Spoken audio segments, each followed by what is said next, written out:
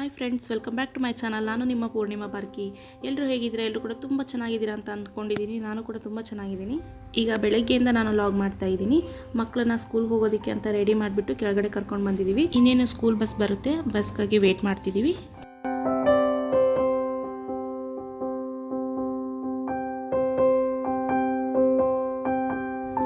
Bus ಬಂತು, ಅವ್ರನ್ನ ಬಸ್ಸಿಗೆ ಹತ್ತಿಸಿಬಿಟ್ಟು ನಾವೀಗ ಮನೆಗೆ ಹೋಗ್ತಿದ್ವಿ. ಮನೆಗೆ ಹೋದ ನಂತರ ನಾನೀಗ ಆಲೂಗಡ್ಡೆನ ಬೇಯೋದಕ್ಕೆ ಹಾಕಿದ್ದೀನಿ. ಆಲೂ ಪರೋಟ ಮಾಡಿದ್ರಾಯ್ತು ಅಂತ ಆಲೂಗಡ್ಡೆನ ಬೇಯೋದಕ್ಕೆ ಹಾಕಿದ್ದೀನಿ. ನಂತರ ನಾನಿಲ್ಲಿ ಬೂದ್ಗುಂಬಳಕಾಯಿ ಜ್ಯೂಸ್ ಮಾಡಿದ್ರಾಯ್ತು ಅಂತ ಕಟ್ ಮಾಡ್ತಾಯಿದ್ದೀನಿ. ಸಿಪ್ಪೆ ಮತ್ತು ಬೀಜನ ನಾನಿಲ್ಲಿ ತೆಗಿತಾ ಇದ್ದೀನಿ. ಬೂದ್ಗುಂಬಳಕಾಯಿ ಜ್ಯೂಸ್ನ ನಾವು ಡೈಲಿ ಕುಡಿಯೋದ್ರಿಂದ ಸಾಕಷ್ಟು ಹೆಲ್ತ್ ಬೆನಿಫಿಟ್ಸ್ ಆಗುತ್ತೆ. ಕನಿಷ್ಠ ವಾರದಲ್ಲಿ 1-2 ಸಲನಾದರೂ ಇದನ್ನು ಕುಡಿಬೇಕು ಅಂತಾರೆ. ನಮ್ಮ ದೇಹದಲ್ಲಿ ತುಂಬ ಅಂಗಗಳಿಗೆ ಇದು ಶಕ್ತಿಯನ್ನು ಕೊಡುತ್ತೆ. ಮೇನ್ ಆಗಿ ಮೆದುಳಿನ ಶಕ್ತಿಯನ್ನು ಹೆಚ್ಚು ಮಾಡುತ್ತೆ ಮತ್ತು ಶ್ವಾಸಕೋಶಗಳಿಗೆ ತುಂಬ ಶಕ್ತಿಯನ್ನು ಕೊಡುತ್ತೆ. ನಮ್ಮ ಬಾಡಿಗೆ ಹೀಟ್ ಆದಾಗ ಕೆಲವೊಂದು ಸಲ ನಾವು ತುಂಬ ತೊಂದರೆಗಳನ್ನು ಅನುಭವಿಸ್ತೀವಿ, ಅದೆಲ್ಲ ಕಂಟ್ರೋಲ್ ಆಗುತ್ತೆ. ಬೂದ್ಗುಂಬಳಕಾಯಿಂದ ಸಾಕಷ್ಟು ಹೆಲ್ತ್ ಬೆನಿಫಿಟ್ಸ್ ಇದ್ದಾವೆ. ಸಾಧ್ಯ ಆದರೆ ನಾನು ಅದರದ್ದೇ ಒಂದು ಸಪ್ರೇಟಾಗಿ ವಿಡಿಯೋ ಮಾಡ್ತೀನಿ. ಇತ್ತೀಚೆಗೆ ನಾನು ಸಾಕಷ್ಟು ಬೇರೆ ಬೇರೆ ಜ್ಯೂಸ್ಗಳನ್ನು ಮಾಡಿಕೊಂಡು ಕುಡಿತಾ ಇದ್ದೀನಿ. ಯಾವ ಜ್ಯೂಸ್ಗಳನ್ನು ಮಾಡ್ಕೊಂಡು ಕುಡಿತಾ ಇದ್ದೀನಿ ಅನ್ನೋದನ್ನು ಡೈಲಿ ಲಾಗ್ನಲ್ಲಿ ನಾನು ನಿಮಗೆ ತೋರಿಸ್ತಾ ಹೋಗ್ತೀನಿ. ನಾನಿಲ್ಲಿ ಬೂದ್ಗುಂಬಳಕಾಯಿ ಜೊತೆಗೆ 1-2 ಬೆಟ್ಟದ ನೆಲ್ಲಿಕಾಯಿನೂ ಸೇರಿಸ್ಕೊಂಡಿದ್ದೀನಿ. ನಾನು ಈ ಥರ ಜ್ಯೂಸ್ ಮಾಡ್ಕೊಳ್ಳುವಾಗ ಬೆಟ್ಟದ ನೆಲ್ಲಿಕಾಯಿನ ಸೇರಿಸ್ಕೊಂಡು ಜ್ಯೂಸ್ ಮಾಡಿ ಕುಡಿದ್ರೆ ನನಗೆ ತುಂಬ ಇಷ್ಟ ಆಗುತ್ತೆ. ಅದಕ್ಕೆ ಈ ಥರ ಆ್ಯಡ್ ಮಾಡಿದ್ದೀನಿ. ಕಟ್ ಮಾಡಿ ಇಟ್ಕೊಂಡಂತಹ ಬೂದ್ಗುಂಬಳಕಾಯಿ ಮತ್ತು ನೆಲ್ಲಿಕಾಯಿನ ನಾನಿಲ್ಲಿ ಮಿಕ್ಸಿ ಮಾಡ್ಕೊಂಡಿದ್ದೀನಿ. ಮಿಕ್ಸಿ ಮಾಡ್ಕೊಳ್ಳುವಾಗ ಸ್ವಲ್ಪ ಉಪ್ಪು ಮತ್ತು 1/4 ಗ್ಲಾಸ್ನಷ್ಟು ನೀರನ್ನು ಸೇರಿಸ್ಬಿಟ್ಟು ನಾನು ಮಿಕ್ಸಿ ಮಾಡಿದ್ದೀನಿ. ಮಿಕ್ಸಿ ಮಾಡ್ಕೊಂಡು ಆದ ನಂತರ ಅದನ್ನು ಫಿಲ್ಟರ್ ಮಾಡಿದ್ದೀನಿ. 2 ಗ್ಲಾಸ್ಗೂ ನಾನಿಲ್ಲಿ ಸ್ವಲ್ಪ ಜೇನುತುಪ್ಪ ಮತ್ತು ನೆನೆಸಿಟ್ಟಿರುವಂತಹ ಸಬ್ಜಾ ಸೀಡ್ಸ್ ಮತ್ತು ಚಿಯಾ ಸೀಡ್ಸ್ನ ಹಾಕಿಬಿಟ್ಟು ಜ್ಯೂಸ್ನ ರೆಡಿ ಮಾಡ್ಕೊಂಡಿದ್ದೀನಿ. ಬೆಟ್ಟದ ನೆಲ್ಲಿಕಾಯಿ ಜ್ಯೂಸ್ ಕೂಡ ಮಾಡ್ಕೊಂಡು ಕುಡಿತೀನಿ. ಅದರಿಂದನೂ ಕೂಡ ಸಾಕಷ್ಟು ಬೆನಿಫಿಟ್ಸ್ ಇದ್ದಾವೆ. ನನಗೆ ಎಷ್ಟು ಗೊತ್ತು ನೋಡಿ ಅಷ್ಟನ್ನು ನಾನು ನಿಮಗೆ ಇನ್ನೊಂದು ವಿಡಿಯೋದಲ್ಲಿ ಶೇರ್ ಮಾಡ್ತೀನಿ. ಜ್ಯೂಸ್ನ ಖಾಲಿ ಹೊಟ್ಟೆನಲ್ಲೇ ತೊಗೊಂಡೆ. ಅದಾದ ನಂತರ ನಾನು ಒಂದು ಅರ್ಧ ಗಂಟೆ ಬಿಟ್ಬಿಟ್ಟು ನಾನೀಗ ಸ್ವಲ್ಪ ಡ್ರೈ ಫ್ರೂಟ್ಸ್ನ ತಿಂತಿದ್ದೀನಿ. ತುಂಬ ಹೊಟ್ಟೆ ಹಸಿವಾಗಿತ್ತು, ಹಾಗಾಗಿ ಟಿಫನ್ ಮಾಡೋದು ಲೇಟ್ ಆಗುತ್ತೆ ಅಂತ ನಾನು ಇದನ್ನು ತಿಂತಿದ್ದೀನಿ. ನಂತರ ಈಗ ಆಲೂ ಪರೋಟ ಮಾಡ್ತಿದ್ದೀನಿ. ಒಂದು ಮಿಕ್ಸಿ ಜಾರ್ಗೆ 4 ಹಸಿಮೆಣಸಿನ್ಕಾಯಿ, ಸ್ವಲ್ಪ ಶುಂಠಿ, ಸ್ವಲ್ಪ ಬೆಳ್ಳುಳ್ಳಿ, ಕರಿಬೇವು ಮತ್ತು ಕೊತ್ತಂಬರಿ ಸೊಪ್ಪು, ಸ್ವಲ್ಪ ಜೀರಿಗೆ ಮತ್ತು ಅರಿಶಿಣ ಇಷ್ಟನ್ನು ಹಾಕಿಬಿಟ್ಟು ನಾನು ಮಿಕ್ಸಿ ಮಾಡ್ಕೊಳ್ತಾ ಇದ್ದೀನಿ. ನೀರೇನು ಹಾಕಿಲ್ಲ, ಹಾಗೆ ತರಿಯಾಗಿ ಮಿಕ್ಸಿ ಮಾಡ್ಕೊಂಡಿದ್ದೀನಿ. ಹಾಗೆ ಯಾರಾದರೂ ನನ್ನ ಚಾನಲ್ನ ಸಬ್ಸ್ಕ್ರೈಬ್ ಮಾಡ್ಕೊಳ್ಳದೆ ವೀಡಿಯೋಸ್ನ ನೋಡ್ತಾ ಇದ್ದರೆ ಅವರು ದಯವಿಟ್ಟು ಸಬ್ಸ್ಕ್ರೈಬ್ ಮಾಡಿಕೊಂಡು ವೀಡಿಯೋಸ್ನ ನೋಡಿ. ಹಾಗೆ ವಿಡಿಯೋ ಇಷ್ಟ ಆದರೆ ವಿಡಿಯೋಗೆ ಲೈಕ್ ಕೊಡಿ.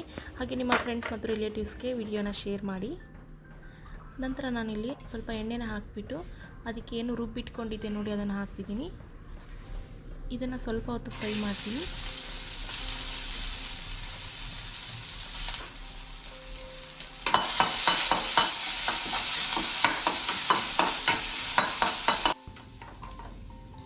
ಈಗ ಇದನ್ನು ಫ್ರೈ ಮಾಡಿ ಆದ ನಂತರ ಅರ್ಧ ಈರುಳ್ಳಿನ ಕಟ್ ಮಾಡಿ ಹಾಕಿದ್ದೀನಿ. ಈರುಳ್ಳಿ ದೊಡ್ಡದಿರೋದ್ರಿಂದ ಒಂದು ಅರ್ಧ ಈರುಳ್ಳಿನ ತೊಗೊಂಡಿದ್ದೀನಿ ನಾನು.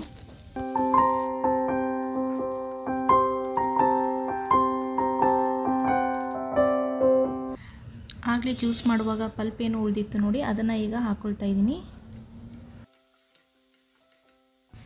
ಈಗ ಇದಕ್ಕೆ ಸ್ವಲ್ಪ ಉಪ್ಪನ್ನು ಹಾಕಿಬಿಟ್ಟು ಬೇಯೋದಕ್ಕೆ ಇಡ್ತೀನಿ. ಇದು ಸ್ವಲ್ಪ ಬೇಯೋಷ್ಟರಲ್ಲಿ ನಾನು ಆಲೂಗಡ್ಡೆನ ಬೇಯಿಸಿ ಇಟ್ಕೊಂಡಂಥ ಆಲೂಗಡ್ಡೆ ಇತ್ತು ನೋಡಿ ಅದರ ಸಿಪ್ಪೆನ ತೆಗೆದ್ಬಿಟ್ಟು ಅದನ್ನು ಮ್ಯಾಶ್ ಮಾಡಿ ಇಟ್ಕೊಳ್ತೀನಿ.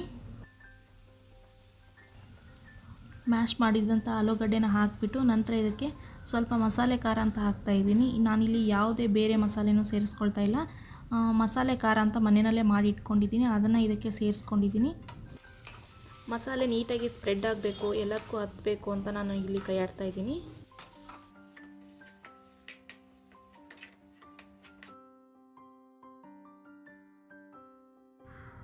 ಈಗ ಸ್ಟಫಿಂಗ್ ರೆಡಿಯಾಗಿದೆ. ನಂತರ ನಾನಿಲ್ಲಿ ಚಪಾತಿ ಹಿಟ್ಟನ್ನು ಕಲಿಸ್ಕೊಂಡು ಇಟ್ಕೊಂಡಿದ್ದೆ. ಚಪಾತಿ ಹಿಟ್ಟು ಕೂಡ ರೆಡಿಯಾಗಿದೆ, ಜೊತೆಗೆ ಸ್ಟಫಿಂಗ್ ಕೂಡ ರೆಡಿಯಾಗಿದೆ. ಈಗ ಬಿಸಿ ಬಿಸಿಯಾಗಿ ಪರೋಟನ ಮಾಡ್ಕೊಂಡು ತಿನ್ನೋದು ಒಂದೇ ಬಾಕಿ.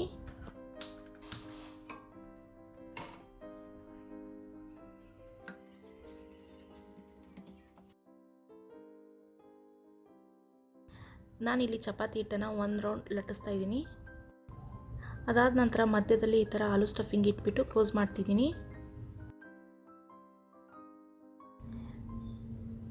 ನಾನಿಲ್ಲಿ ತೆಳುವಾಗಿ ಲಟ್ಟಿಸ್ತಾ ಇದ್ದೀನಿ, ಅದಕ್ಕೋಸ್ಕರ ಸ್ವಲ್ಪ ಸ್ಟಫಿಂಗ್ ಎಲ್ಲ ಆಚೆ ಬರ್ತಾ ಇದೆ.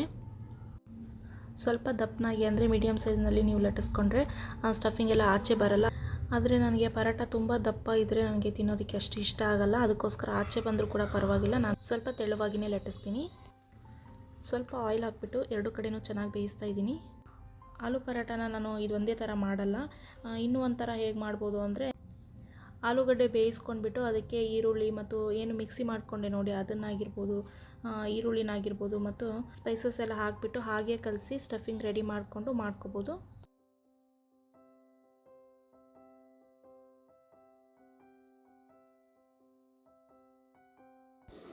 ಈಗ ಆಲೂ ಪರೋಟ ರೆಡಿಯಾಗಿದೆ. ಚಟ್ನಿನೂ ಮಾಡಿ ಇಟ್ಟಿದ್ದೀನಿ.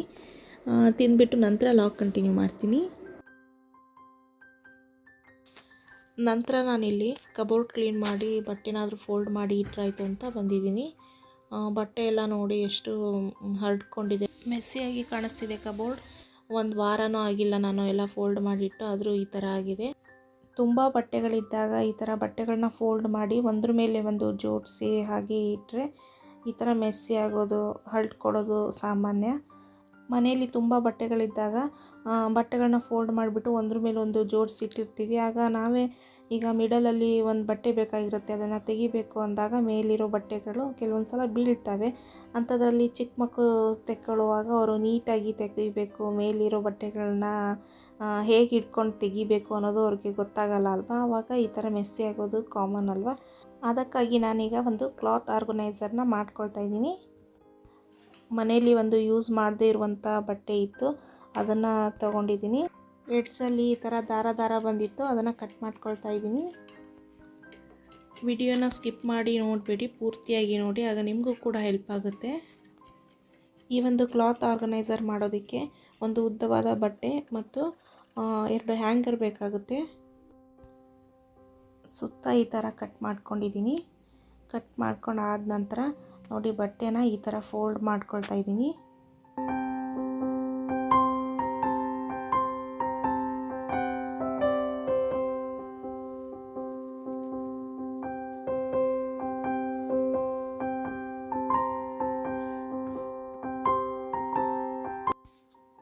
ನೋಡಿ ಬಟ್ಟೆನ ಈ ಥರ ಫೋಲ್ಡ್ ಮಾಡಿ ಇಟ್ಕೊಂಡಿದ್ದೀನಿ.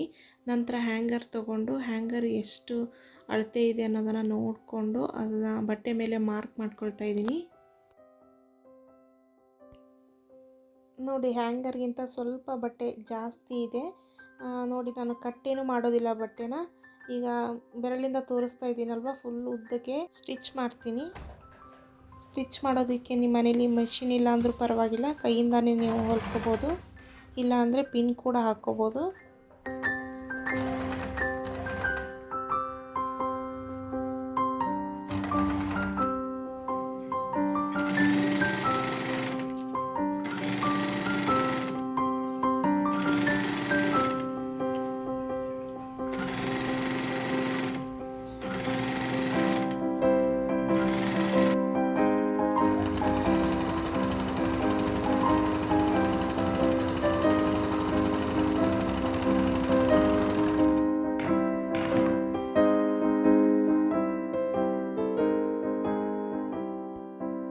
ಈಗ ಹೊಲ್ದಾದ ನಂತರ ನಾನು ಬಟ್ಟೆನ ತಿರುಗಿಸ್ಕೊಳ್ತಾ ಇದ್ದೀನಿ.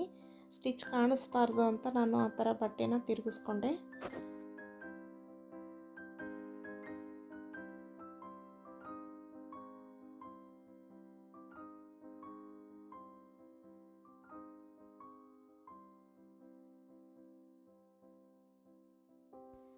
ನಂತರ 2 ಹ್ಯಾಂಗರ್ನು ಈ ಥರ ಬಟ್ಟೆ ಒಳಗಡೆ ಹಾಕಿಬಿಟ್ಟು 2 ಎಡ್ಜನ್ನು ಸೇರಿಸ್ಬಿಟ್ಟು ನಾನಿಲ್ಲಿ ಸ್ಟಿಚ್ ಮಾಡ್ತೀನಿ. ಹಾಗೆ ನಿಮಗೆಲ್ಲ ಒಂದು ರಿಕ್ವೆಸ್ಟ್ ಮಾಡ್ಕೊಳ್ತೀನಿ, ಏನಂದರೆ ನಾನು ಯಾವ ಥರ ಕಂಟೆಂಟ್ ವೀಡಿಯೋಸ್ನ ಮಾಡಿದರೆ ನಿಮಗೆಲ್ಲ ಇಷ್ಟ ಆಗುತ್ತೆ ಅನ್ನೋದನ್ನು ನನಗೆ ದಯವಿಟ್ಟು ಕಮೆಂಟ್ ಮಾಡಿ ತಿಳಿಸಿ.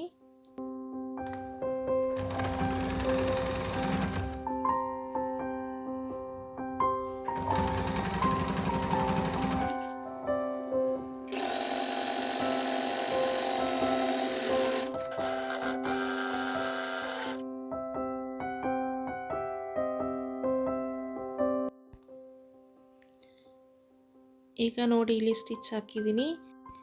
ಹೀಗೆ ಬಿಟ್ಟರೆ ಈಗ ಇದು ಸ್ಟಿಚ್ ಹಾಕಿರೋದು ಕಾಣಿಸುತ್ತೆ, ಅದಕ್ಕೋಸ್ಕರ ಈಗ ಇದನ್ನು ತಿರುಗಿಸ್ಕೊಳ್ತಾ ಇದ್ದೀನಿ.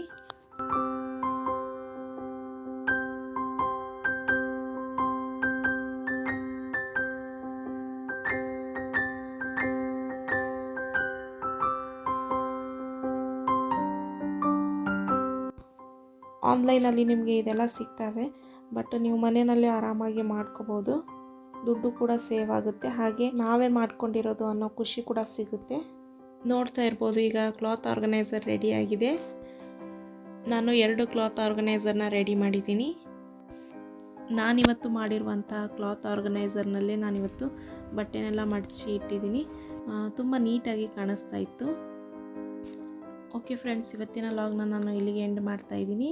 ಈ ಒಂದು ವಿಡಿಯೋ ನಿಮಗೆಲ್ಲ ಇಷ್ಟ ಆಯಿತು, ಹಾಗೆ ಯೂಸ್ಫುಲ್ ಕೂಡ ಆಯಿತು ಅಂತ ಅಂದ್ಕೊಂಡಿದ್ದೀನಿ. ವಿಡಿಯೋ ಇಷ್ಟ ಆದರೆ ದಯವಿಟ್ಟು ವಿಡಿಯೋಗೆ ಲೈಕ್ ಕೊಡಿ, ಹಾಗೆ ಕಮೆಂಟ್ ಮಾಡಿ, ಹಾಗೆ ನಿಮ್ಮ ಫ್ರೆಂಡ್ಸ್ ಮತ್ತು ರಿಲೇಟಿವ್ಸ್ಗೆ ಆದಷ್ಟು ವಿಡಿಯೋನ ಶೇರ್ ಮಾಡಿ. ಹಾಗೆ ಇದುವರೆಗೂ ಯಾರಾದರೂ ನನ್ನ ಚಾನಲ್ನ ಸಬ್ಸ್ಕ್ರೈಬ್ ಮಾಡ್ಕೊಂಡಿಲ್ಲ ಅಂದರೆ ಅವರೆಲ್ಲ ದಯವಿಟ್ಟು ಸಬ್ಸ್ಕ್ರೈಬ್ ಮಾಡ್ಕೊಳ್ಳೋದ್ರ ಮೂಲಕ ನನಗೆ ಸಪೋರ್ಟ್ ಮಾಡಿ. ನಾನು ನಿಮಗೆ ನೆಕ್ಸ್ಟ್ ವಿಡಿಯೋದಲ್ಲಿ ಸಿಗ್ತೀನಿ. ಅಲ್ಲಿವರೆಗೂ ಬಾಯ್ ಬಾಯ್.